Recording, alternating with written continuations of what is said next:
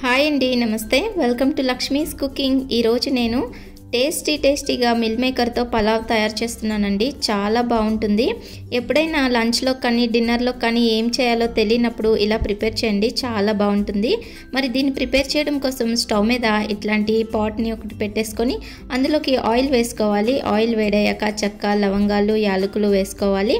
అలాగే కట్ చేసి పెట్టుకున్న ఉల్లిపాయలు, పచ్చిమిర్చి కూడా వేసుకొని ఉల్లిపాయలు మంచి రంగు వచ్చే వరకు వేయించుకోవాలి. ఇలా గోల్డ్ కలర్లోకి వచ్చాక ఉల్లిపాయలు ఇందులోకి 1 టీ స్పూన్ కారం వేసుకోవాలి. అలాగే 1/2 టీ స్పూన్ పసుపు, కొంచెం కొత్తిమీర, అలాగే పుదీనా, రుచికి సరిపడేంత ఉప్పుని వేసుకొని ఒకసారి కలుపుకోవాలి. ఇదంతా బాగా కలుపుకున్నాక ఇందులోకి కట్ చేసి పెట్టుకున్న ఒక 3 టొమాటోల్ని వేసుకోవాలి. ఇలా టొమాటోలు వేసేసుకున్నాక ఒకసారి మిక్స్ చేసేసుకొని ఇప్పుడు మూత పెట్టేసి ఒక 5 నిమిషాలు మగ్గనివ్వాలి. తర్వాత మూత తీసుకొని ఇందులోకి 2 టీ స్పూన్స్ అల్లం వెల్లుల్లి పేస్ట్ యాడ్ చేసుకోవాలి. అల్లం వెల్లుల్లి పేస్ట్ పచ్చివాసన పోయేదాకా ఇలా కలుపుకుంటూ వేయించుకోవాలి. ఒకసారి అల్లం వెల్లుల్లి పేస్ట్ నుంచి పచ్చివాసన పోయాక ఇందులోకి మిల్ మేకర్ని యాడ్ చేసుకోవాలి. ఇది ఒక 10 మినిట్స్ ముందు వేడి నీళ్ళలో నానబెట్టుకొని తర్వాత నీళ్లు పిండేసి ఇందులోకి యాడ్ చేసుకుంటున్నాను. ఇప్పుడు ఇందులోకి ఒక 1/2 టీ స్పూన్ అంతా గరం మసాలాని వేసుకొని మొత్తం అంతా కూడా బాగా మిక్స్ చేసుకోవాలి. ఇప్పుడు దీని మీద మూత పెట్టేసి ఒక 5 నిమిషాలు మగ్గనిద్దామండి. ఇలా చేస్తే మిల్ మేకర్కి ఉప్పు, కారం, మసాలాలు బాగా పడతాయి. ఇప్పుడు ఇందులోకి వాటర్ని యాడ్ చేసుకోవాలి. 1 గ్లాస్ రైస్కి 2 గ్లాసెస్ వాటర్ లెక్కన ఇందులోకి వేసుకోవాలి. అలాగే ఇందులోకి పులుపు కోసం ఒక నిమ్మకాయ నుంచి తీసిన రసాన్ని యాడ్ చేసుకుంటున్నాను.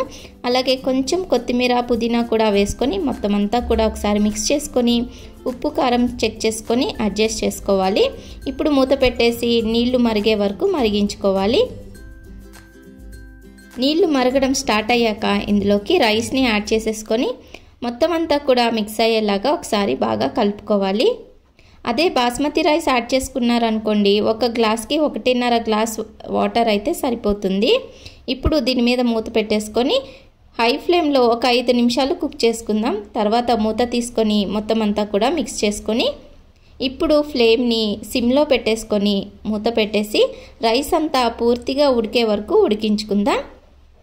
రైస్ అంతా పూర్తిగా ఉడికిపోయాక ఇప్పుడు స్టవ్ ఆఫ్ చేసేసుకొని ఇది మరింత రుచిగా రావాలంటే దీంట్లోకి 1 టీ స్పూన్ అంత నెయ్యిని యాడ్ చేసుకుంటున్నాను.